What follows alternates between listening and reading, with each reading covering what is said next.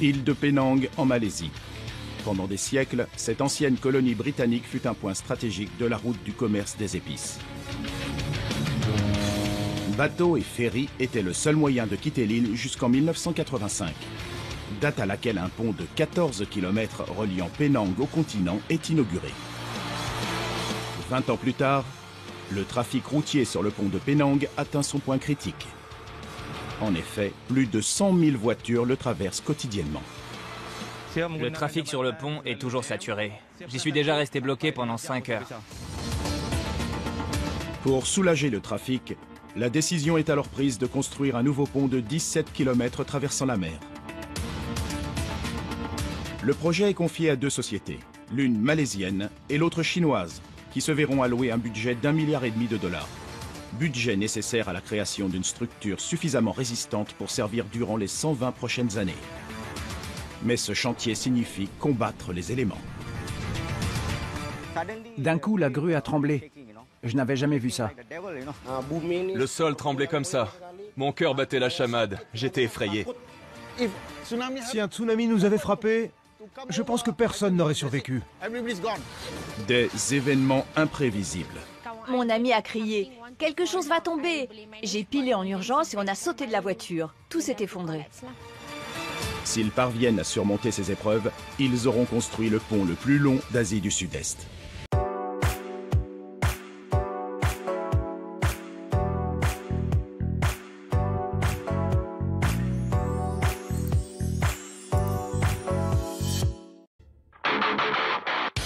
Le second pont de Penang a été imaginé comme le plus long d'Asie du Sud-Est. Il traversera le détroit de Penang et permettra de relier la ville de Batumang au sud de l'île à Batukawan sur le continent. Il soulagera le premier pont de Penang et apportera dans son sillage la croissance économique pour les deux villes. La partie sud de l'île de Penang a besoin d'être développée. C'est pourquoi nous avons décidé de construire un autre pont qui mènera au sud de l'île. Pour construire ce pont, les ingénieurs vont associer deux types de ponts. Le premier est un pont en poutre-caisson de plus de 16 km de long que l'on appelle le viaduc d'accès. Le second, qu'on appelle le pont principal, est un pont haubané en harpe. Afin que ce pont soit parfaitement assemblé, les deux équipes en charge de la construction, la Tchèque, une entreprise chinoise, et UEM de Malaisie, devront coordonner leurs efforts. Au début, il y a eu beaucoup de débats et de disputes. On avait du mal à se mettre d'accord. Le gouvernement malaisien a fondé une entreprise destinée à gérer le projet. L'ingénieur Mohamed Taïb Ismail en est le responsable. Nous arbitrerons la construction. Nous servirons de médiateurs et nous nous assurerons que chaque demande des deux entreprises conduira au bon déroulement du projet. Ismail est un homme très strict et nous avons une confiance aveugle en lui. La Tchèque est chargée de la fondation du pont, que l'on appelle sous-structure, composée de 5000 pilotis enfoncés dans le sol marin et de 586 piles. La construction de la structure du pont à poutre-caisson est confiée à UEM. Près de 8000 caissons seront assemblés pour former le tablier du pont. C'est une construction unique au monde. Nous avancerons caisson par caisson. Si nous ne sommes pas précis, nous pourrions terminer avec une structure qui ne serait pas alignée à la sous-structure. L'équipe de la Tchèque bâtira également le pont à haubans. En ce qui concerne sa sous-structure, l'équipe devra creuser à 120 mètres dans le sol marin pour y installer l'une des plus profondes fondations au monde.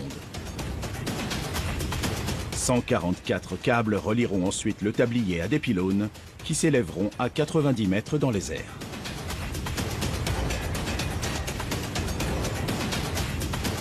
Le pont principal sera bâti dans la zone la plus profonde du détroit de Penang.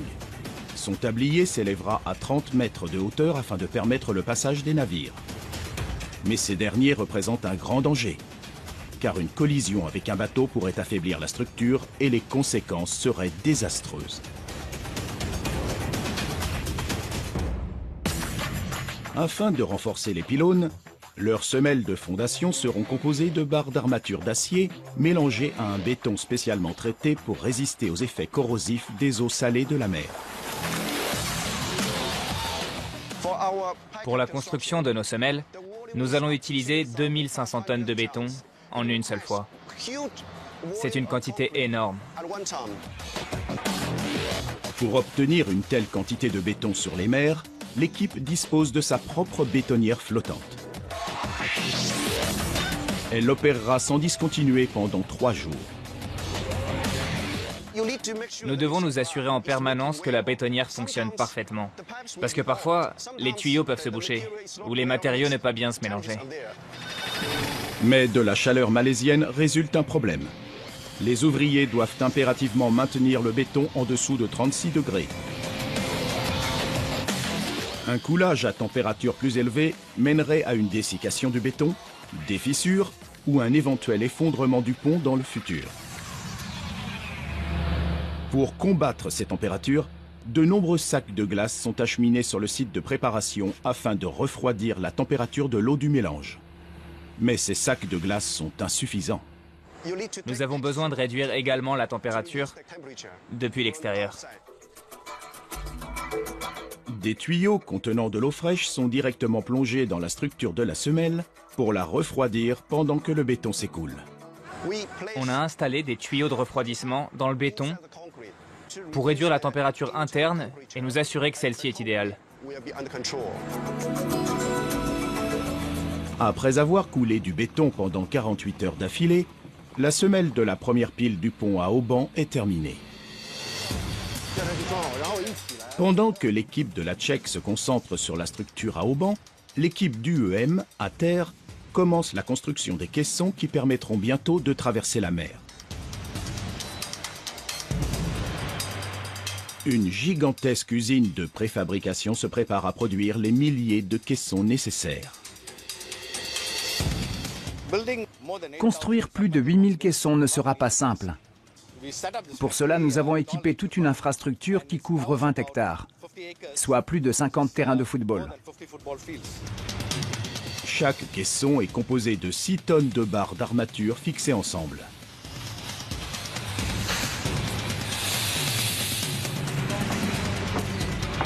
La structure d'acier est ensuite transférée vers un moule par le biais d'une grue géante. La fabrication d'un caisson nécessite 5 camions de béton. Le défi est de rendre le béton à l'épreuve de l'eau. L'environnement marin est très agressif et corrode l'acier. Si jamais l'eau de mer atteignait l'acier, cela déclencherait un processus de rouille qui se répandrait jusqu'à briser le caisson. La fabrication de chacun de ces caissons nécessite une précision sans faille. Chaque segment correspondra à un endroit précis du pont. C'est comme si c'était une personne. Il aura une forme spécifique, sera construit pour répondre à des critères particuliers avec différents matériaux. À cause de la forme en S du pont, chaque caisson sera différent et devra s'assembler à la perfection avec les autres.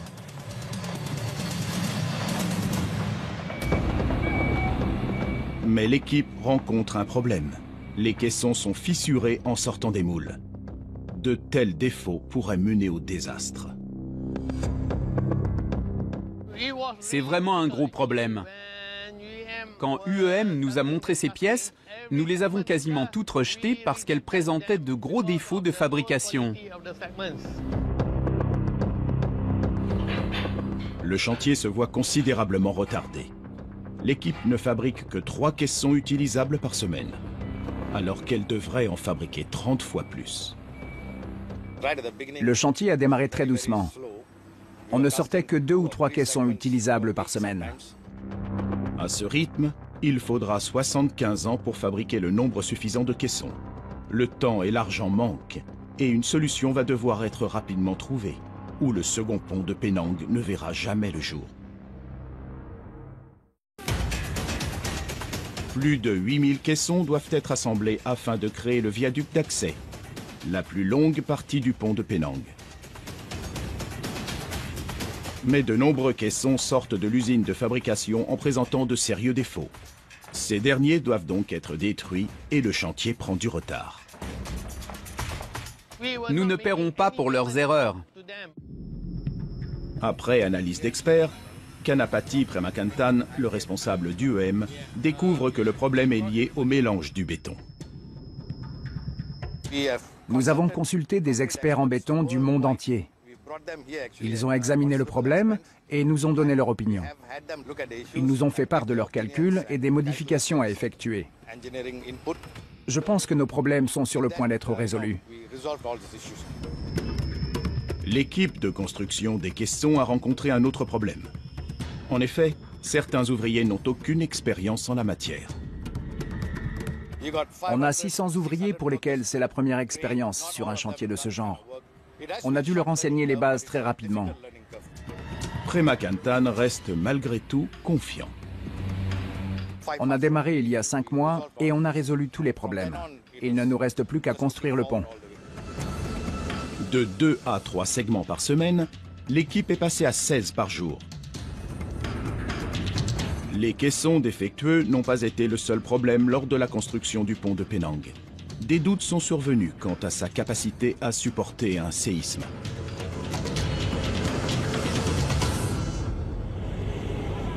Le 26 décembre 2004, un séisme de magnitude 9,3 est ressenti sur la côte ouest de Sumatra. La terre tremble également à Penang et un tsunami meurtrier frappe l'île de plein fouet.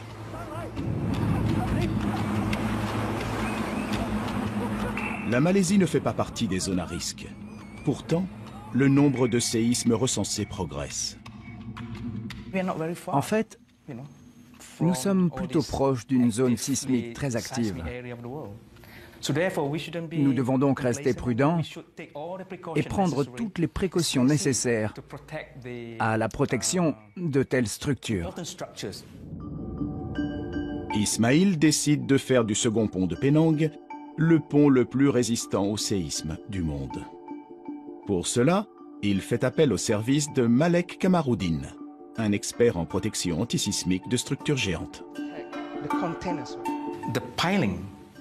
Les pilotis qu'ils ont déjà conçus et installés ne supporteront pas un tremblement de terre. Il ne leur reste donc que 2 options. L'une est le renforcement de leurs pilotis, ce qui leur coûtera de l'argent et allongera la durée du chantier. Et l'autre, c'est d'utiliser des appuis en caoutchouc à haut coefficient d'amortissement qui ne protégeront pas seulement les piles, mais aussi la structure, et en priorité le tablier.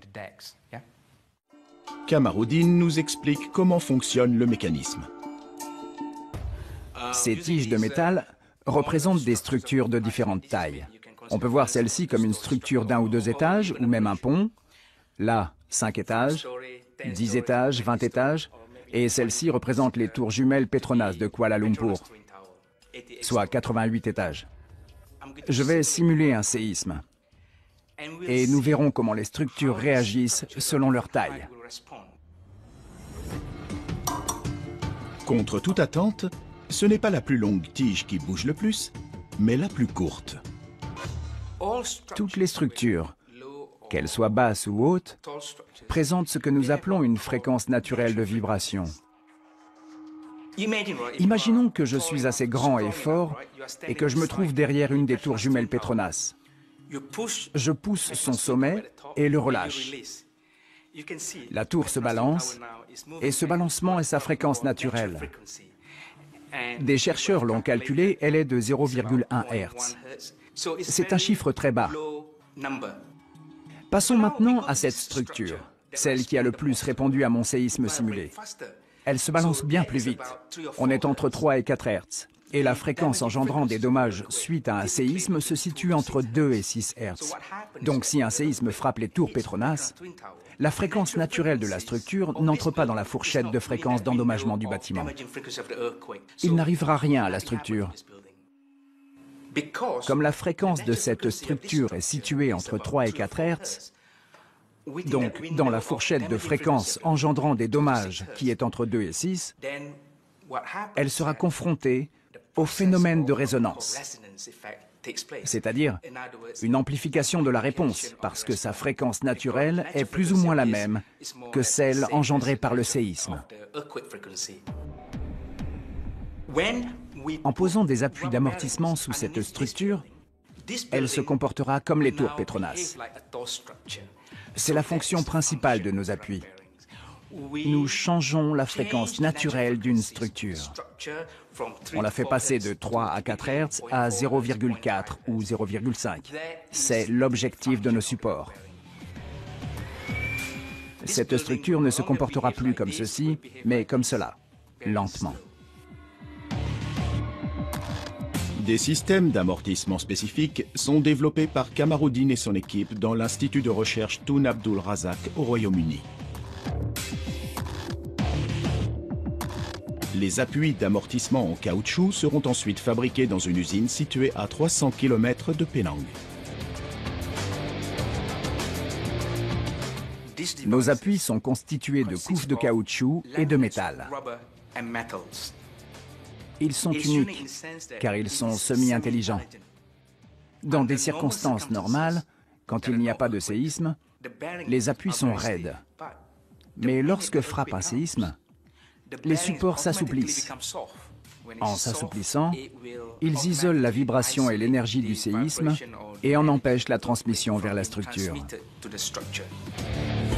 Les 1300 appuis d'amortissement protégeant la structure d'éventuels séismes sont installés. Et la pose des caissons qui formeront la route peut enfin commencer. Les caissons de 100 tonnes sont chargés dans des barges capables d'en supporter 700. Mais il y a un problème. L'eau fait moins d'1 mètre de profondeur à certains endroits. Les barges ne peuvent y circuler et cela peut entraîner l'arrêt du chantier. Ismail et son équipe ne peuvent se le permettre. Les caissons sont entreposés à l'usine de fabrication, mais il est impossible de les mener aux piles. L'eau est trop peu profonde pour la circulation des barges. La seule solution est le dragage de la mer. L'équipe chinoise de la Tchèque utilise des dragues à pelle pour créer un canal de 200 mètres de large. Juste assez pour que les deux barges puissent circuler, mais c'est étroit. On a rencontré un nouveau problème pour l'acheminement des caissons sur l'eau. La Tchèque a déjà assuré la construction de la structure d'un côté, mais à certains endroits, les bateaux ne peuvent pas circuler. L'idée est donc de créer un canal permettant la circulation des barges et des remorqueurs. Un seul dragage ne sera pas suffisant. L'immense pelle opérera pendant l'intégralité du processus de construction. Normalement, on creuse une fois et ça suffit. Mais malheureusement, notre canal artificiel s'envase rapidement. On doit donc draguer en permanence. Pour que les barges puissent circuler, près de 12 millions de mètres cubes de boue et de vase, soit l'équivalent de 4800 piscines olympiques, sont déplacés et reversés dans l'océan, à plus de 20 km du chantier.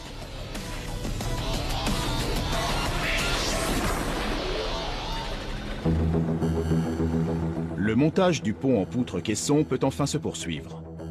4 grues spéciales soulèvent les caissons pour que l'équipe de construction puisse les assembler. Le pont est construit caisson par caisson. Nos grues sont essentielles au processus de construction du pont. Sans elles, on ne pourrait pas déplacer nos éléments, ni les placer de manière aussi précise que nécessaire. Chaque barge, transportant 5 caissons, se positionne sous la grue et est immobilisée à son emplacement.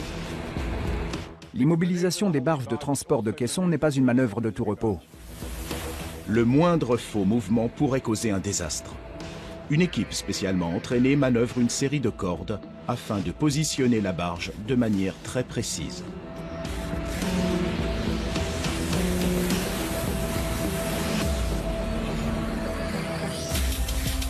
Un treuil relié à la grue peut ensuite soulever le bloc de 100 tonnes. La grue en soulèvera 14 autres dans la journée pour relier les deux piles. Les segments sont assemblés grâce à une matière adhésive à prise ultra forte et à des câbles d'acier extensibles qui seront mis à rude épreuve.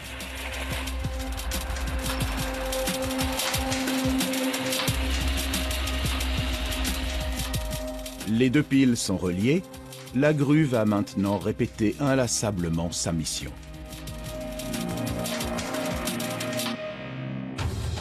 Pendant qu'UEM construit le pont en poutre-caisson, l'équipe de la Tchèque, dirigée par Jason Lee, travaille sur le pont à haubans.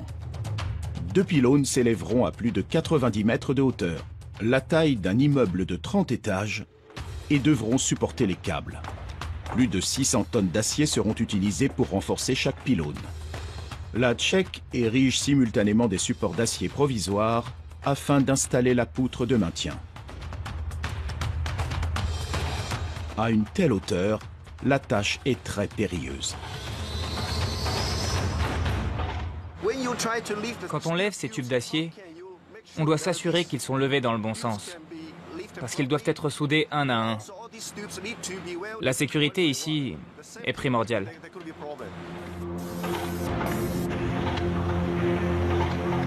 Cette poutre massive servira de maintien entre les 2 pylônes et constituera le point de départ du tablier. Le tablier est progressivement bâti, un segment à la fois. Et à chaque élément posé, un câble lui est fixé. Plusieurs câbles d'acier sont contenus dans ces longs tubes de plastique. Ils partent d'une extrémité du tablier pour passer par une ouverture au sommet du pylône porteur et sont ensuite fixés au tablier à l'autre extrémité de la structure. Chaque câble est individuellement soumis à une pression maximale. Une fois installés, les 144 câbles seront soumis à une pression de 210 000 tonnes. Une pression suffisante pour maintenir 200 jumbo jets à puissance maximale au sol. Le pont haubané devra pouvoir résister à la météo capricieuse de Malaisie. Les éléments s'y déchaînent souvent et sont impitoyables. C'est à ce moment que ces longs tubes spiralés interviennent. Leur tâche est de protéger les câbles intérieurs de la corrosion, des assauts pluvieux et du vent, tous les éléments susceptibles d'affaiblir la structure.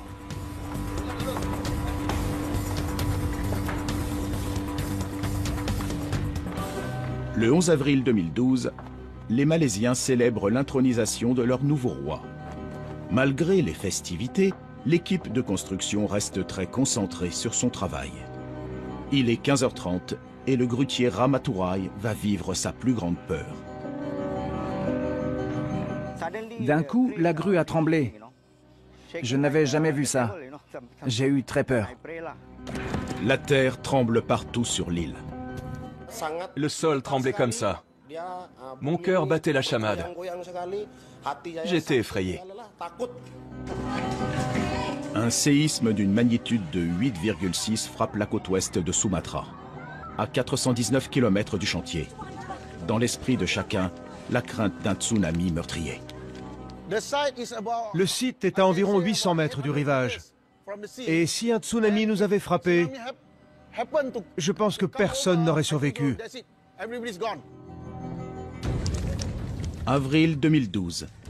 Un séisme d'une magnitude de 8,6 frappe la côte ouest de Sumatra, à proximité du lieu où le séisme de 2004 avait frappé. Ce dernier avait secoué toute l'Asie du Sud-Est et un tsunami dévastateur avait ensuite frappé Penang. Un nouveau tsunami pourrait être en chemin. L'usine de caissons se trouve au bord de l'eau. Près de 1000 employés vivent et travaillent ici. Le superviseur, Anwar Abdul, reçoit un SMS urgent.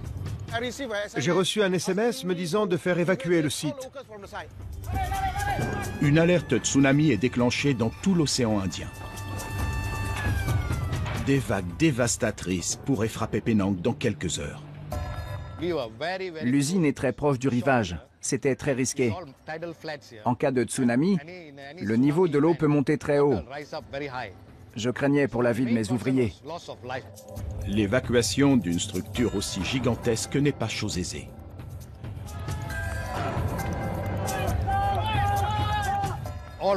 Les ouvriers ont abandonné le travail et tout le monde s'est retrouvé au point de rencontre. Nos chefs nous ont dit de courir nous mettre à l'abri, le plus vite possible. Mais il n'y a nulle part où courir. La zone entourant l'usine est parfaitement plate. On a réquisitionné tous les véhicules qu'on avait à disposition pour évacuer les gens. Mais regardez autour de l'usine. Vous voyez que c'est tout plat. Donc on ne savait pas où les conduire. On ne savait pas jusqu'où le tsunami allait frapper. Donc on a demandé les clés du stade, qui est à 8 mètres au-dessus du niveau de la mer, laquelle était potentiellement dangereuse. Il est 17 h et l'évacuation des lieux doit se faire au plus vite. Près de 1000 ouvriers sont transportés au stade Batukawan, à 5 km de l'usine. À 18 h 30, tous les ouvriers sont à l'abri dans le stade, avec 1000 autres personnes de la région.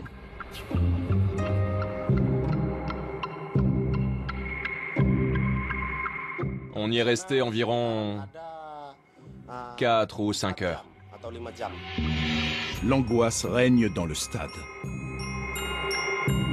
À 22 h, les autorités lèvent enfin l'alerte tsunami.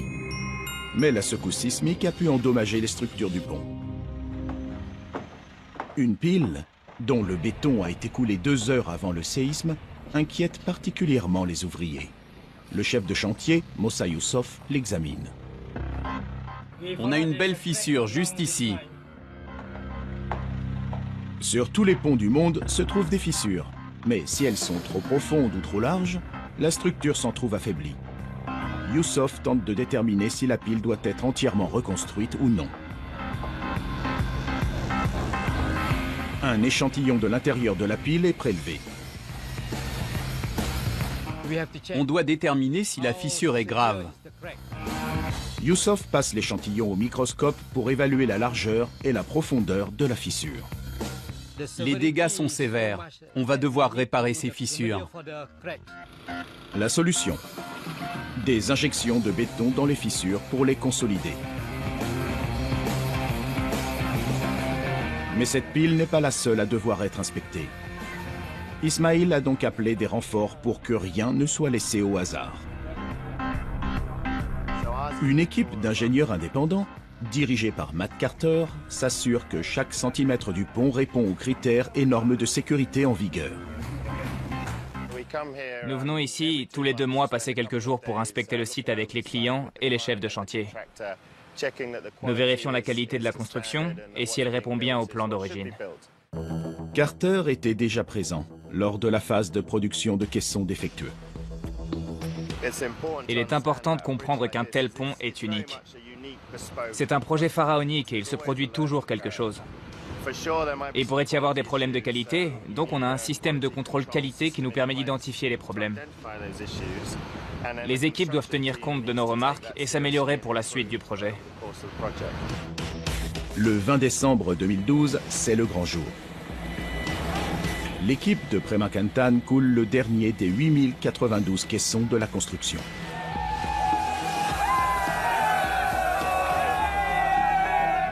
C'est comme notre bébé. On s'en est occupé dès la naissance du projet et aujourd'hui il devient un magnifique adulte. C'est comme si maintenant il était diplômé et qu'il était prêt à entrer dans la vie active. On en est au 100e jour de chantier et on est déjà en avance de 1000 caissons.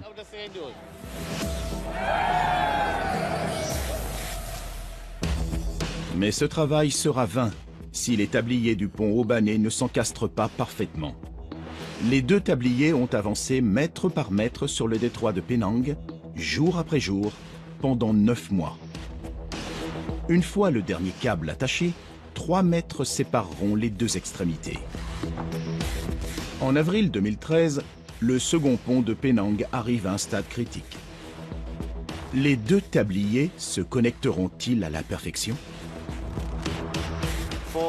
La structure de notre pont à Auban est très flexible. Donc je pense qu'on pourra connecter les 2 extrémités facilement.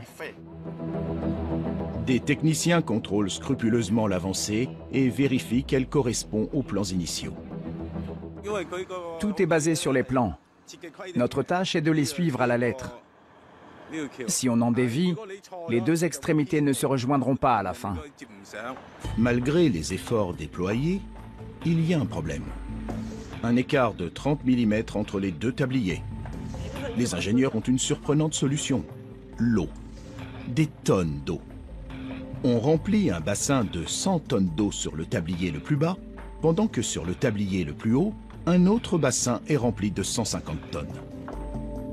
Ils utilisent l'eau comme contrepoids. Une fois qu'ils auront versé l'eau de ce côté, on pourra corriger le défaut. La manœuvre est extrêmement complexe. Les ouvriers devront utiliser une pince géante pour forcer la jonction entre les deux segments du pont. Les ingénieurs attendent maintenant la fraîcheur nocturne pour couler le béton. Une prière spéciale est effectuée sur le pont pour célébrer la fin des travaux. C'est la coulée finale de notre pont. C'est important parce que nous avons finalement accompli la connexion structurelle entre Batu Cawan et Batu Mang de l'autre côté. Pendant que le ciment est coulé, des tonnes d'eau sont relâchées depuis le pont. L'eau est siphonnée afin de faire contrepoids avec le béton coulé. À la fin, les deux extrémités du pont se rejoindront. Les deux extrémités se retrouvent enfin.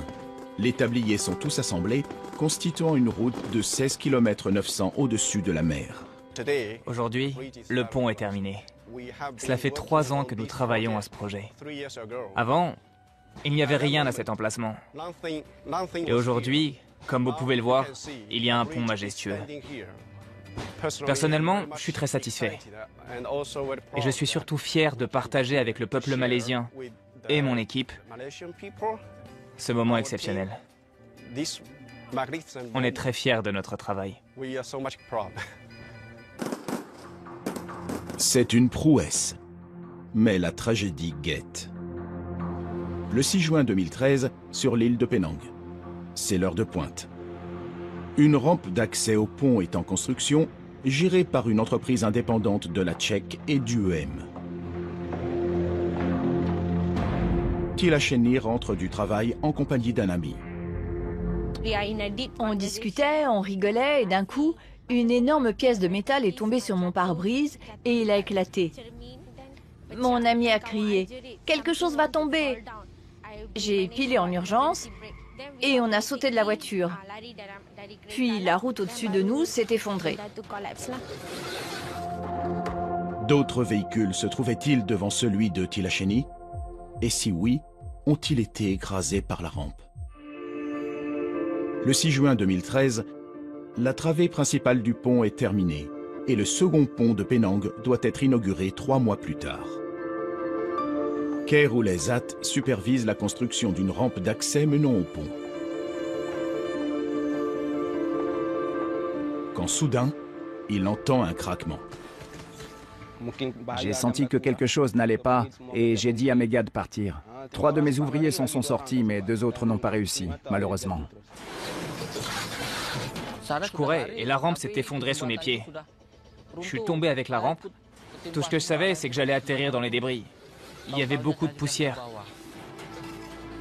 Je me suis évanoui et quelques heures plus tard, j'ai repris mes esprits et me suis extirpé tout seul des décombres.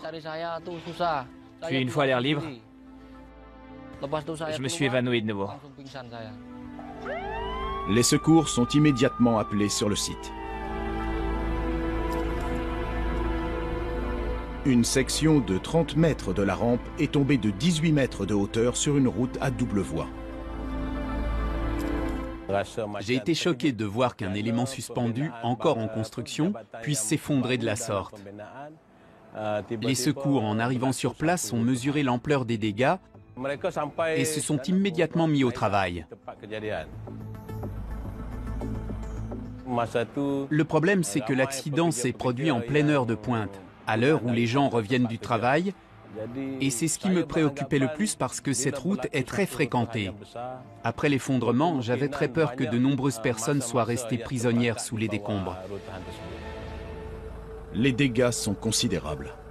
Et il est impossible de vérifier si des personnes sont enfouies sous les décombres. Les secours recueillent des témoignages, comme celui de Tilasheni, pour avoir des détails. Il y avait une moto et une voiture devant nous. Nul ne sait si des personnes se trouvent sous les décombres. Des décombres qui pèsent plus de 300 tonnes. soit le poids de 3 Boeing 737. La grue géante ne parvient pas à tout déblayer. À minuit 40, les secours découvrent une voiture sous les décombres. On pensait aux personnes dans la voiture. Si elles étaient mortes, blessées, toujours en vie. On est intervenu aussi vite que possible, mais les conditions n'aidaient pas vraiment. En tout cas, dans l'espoir que la personne dans cette voiture soit vivante, nous avons fait tout notre possible pour la sauver. Les équipes de secours s'organisent. On cherche des traces de survivants, des voitures, des traces de sang. Dégagez ce que vous pouvez et inspectez. Mais attention, c'est votre sécurité avant tout. Ils trouvent une plaque d'immatriculation et demandent aux personnes ayant signalé des disparitions de se rendre sur place. Les services de sécurité et de santé de Penang, ou DOSH, suivent les événements de très près. 1 heure après l'incident, j'ai rassemblé mes hommes et on s'est précipité pour surveiller la zone et collecter les informations basiques. Elles nous permettront plus tard de pouvoir débuter notre enquête. L'effondrement de la rampe inquiète les autorités et le DOSH ordonne l'arrêt immédiat des travaux. L'enquête sur les causes de l'incident devrait prendre du temps. Au cours de notre enquête, nous nous concentrerons sur le problème de la structure, sur la manière dont elle a été installée et comment elle a été fixée. Le moindre élément sera examiné. Après enquête, si nous découvrons la preuve que les normes de sécurité n'ont pas été scrupuleusement respectées, nous intenterons un procès. Bien qu'ayant travaillé jour et nuit sans interruption, les secouristes ne parviennent pas à s'approcher du véhicule écrasé. Une excavatrice est apportée sur le site afin de déplacer les décombres. Laldin Zainal Abidin arrive inquiet sur les lieux de l'accident. Son frère n'est pas rentré la nuit précédente et la plaque d'immatriculation retrouvée est celle de sa voiture. Il attend angoissé.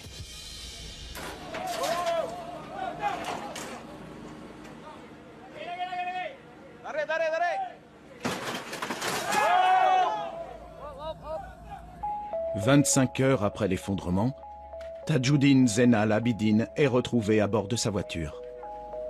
Mort, écrasé par une poutre.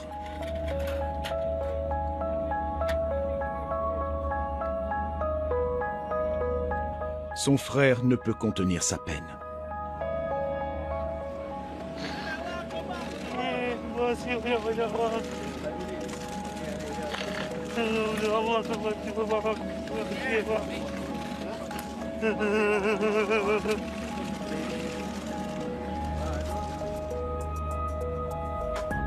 Les secouristes continueront de chercher d'autres victimes le jour suivant.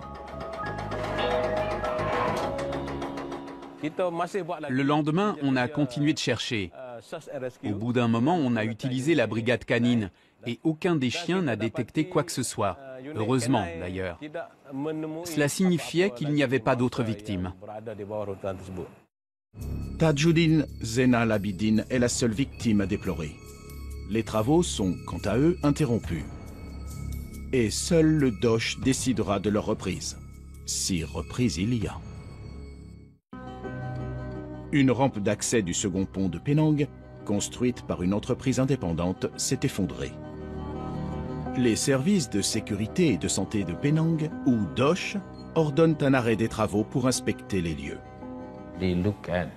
On s'est penché sur les causes probables de l'effondrement, les plans, les supports temporaires, et on a analysé le sol. Puis nous avons interrogé les témoins oculaires de l'accident, soit plus de 60 personnes. Résultat, l'entreprise de construction de la rampe est poursuivie en justice pour non-respect des mesures et des normes de sécurité au moment des travaux. Le procès est actuellement en cours et j'espère que nous obtiendrons des résultats positifs. Des mesures de sécurité strictes ayant été mises en place, le DOSH permet la reprise des travaux. La rampe peut être terminée et la construction entrer dans sa phase finale. Le plus important est de confirmer le comportement structurel du pont. La travée principale est conçue pour supporter 1200 tonnes. Elle doit répondre à des critères très précis et il n'y a qu'une manière de vérifier ses capacités, un test de chargement. Une multitude de capteurs, appelés les niveaux de déflexion, suivront les mouvements du pont alors qu'il sera soumis à rude épreuve. 17 remorques, d'un poids combiné de 595 tonnes, sont alors positionnées au milieu du pont. Les études ont montré que la déflexion maximale n'est que de 25 mm, alors que nos consultants avaient tablé sur 31. Notre pont est donc encore plus robuste que nous l'avions prévu. Début décembre 2013, la rampe effondrée est reconstruite. Afin d'éviter un nouvel accident, Ismail insiste pour que des tests de chargement y soient effectués, mais aussi pour prouver au public que la structure est sûre. Nous avons chargé 360 tonnes, soit 15 camions de 24 tonnes. Le véhicule d'un particulier pèse environ 1,5 tonne. Donc nous avons concentré beaucoup de poids sur cette rampe. Et la structure a réagi comme prévu. Les chiffres de déflexion sont moins élevés que ceux que nous pensions. Nous sommes donc satisfaits du résultat. Il n'y a rien à redire. C'est de la belle ouvrage. Le 1er mars 2014, le second pont de Penang est achevé et s'apprête à recevoir ses premiers usagers. Les gouvernements chinois et malaisiens voient ce pont comme une collaboration entre les deux pays. C'est un moment historique pour nos deux nations. Les équipes de la Tchèque sont très fières d'avoir pris part à ce projet. C'était une grande opportunité pour nous. Les mots me manquent. Nous sommes très satisfaits et fiers de ce que nous avons accompli. Les Malaisiens se ruent sur les routes pour essayer leur nouveau pont. Ils sont des milliers à attendre pour être les premiers à l'emprunter. C'est un moment particulier pour Ismail. Aujourd'hui, c'est un grand jour. Nous attendons ce moment depuis 5 ans et nous y sommes. Le pont va être inauguré malgré toutes les épreuves que nous avons traversées. J'en suis véritablement très heureux et très fier.